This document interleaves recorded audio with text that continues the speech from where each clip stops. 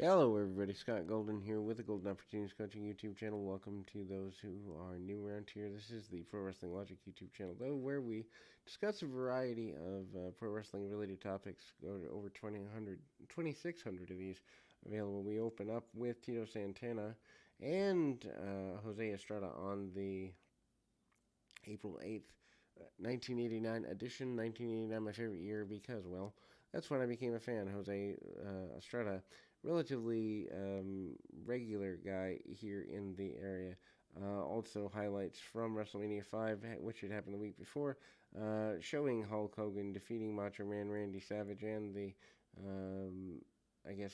assault by Randy Savage trying to bully Miss Elizabeth into for not siding with him, and he loses the benefit of his uh, championship here, of course, losing it back to Hulk Hogan for what is the, I believe, third time in WrestleMania 5. And so, Jose Luis Rivera, though, on his feet, brawling with none other than Tito Santana pretty consistently here, and ultimately kind of staying on Santana, sending him into the buckle several times, and ultimately Santana comes back. This is really days after being betrayed by his tag team partner Rick Martel.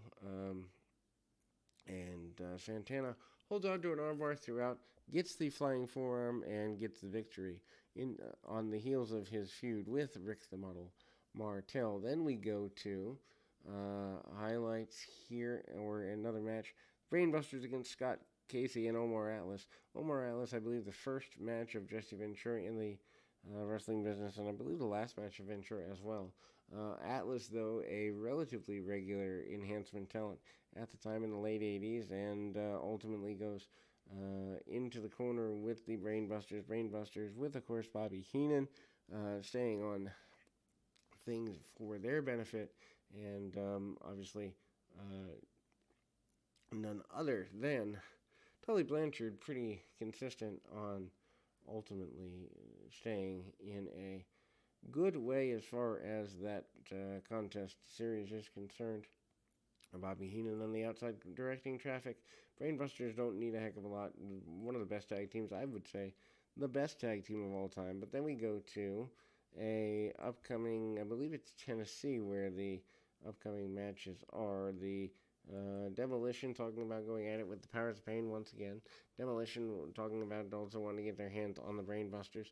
Also setting up the summer series between Bret Hart and Mr. Perfect, trying with Bret Hart again as the singles guy. It doesn't really take until 1991, but they're still trying nonetheless.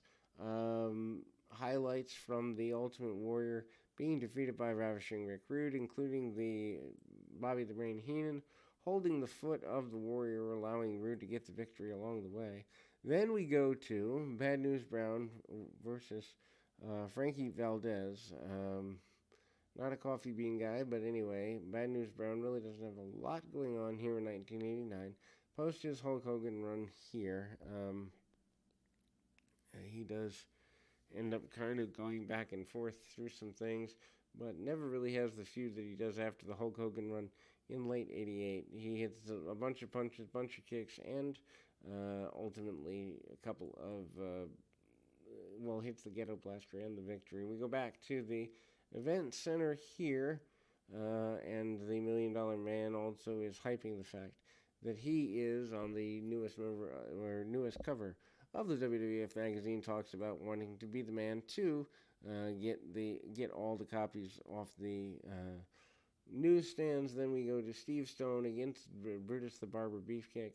Also in the midst here, the genius Lady Papa talking about all the languages he speaks and being smarter than the majority of the people. Of course, that is the brother of the Macho Man Randy Savage. I think this is the first of the vignettes in the genius run. Punch kick by Beefcake. Beefcake hits with the high knee, and then the sleeper hold along the way. Beefcake doesn't really care about anything other than being in the best possible control he possibly can. And then there we go with Brother Love managing to get things going in a positive direction here. The team of none other than the Twin Towers talking about wanting to take out Demolition once and for all, talking about wanting to be the best tag team in the world. Akeem dancing around quite a good bit here as we go forward there. The Barbarian taking, after that, there is a highlight between Jake Roberts and Andre the Giant from WrestleMania 5. Confrontation between John Studd and Andre the Giant. Studd, in a post-match promo, promises to get rid of Andre the Giant and run him out of the WWF, but not before slamming him in the middle of the ring. Interesting that they do not acknowledge their feud from 1985, a mere 4 years before. Barbarian, maybe they're getting him ready for a singles run.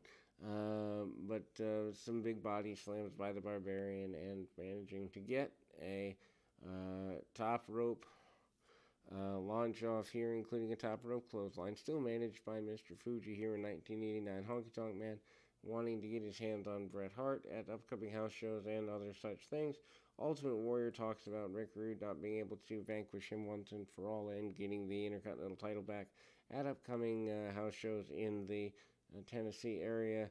Upcoming matches include Bret Hart and Mr. Perfect, Nashville in May 6th, Twin Towers and Demolition, and other great matches as well, including Rick Rude and the Ultimate Warrior Intercontinental title match. And again, we go to the house shows as a way of where the major action takes place back in those days, back when wrestling was good. We'll be back with more right after this, and right after I grab my phone, apparently.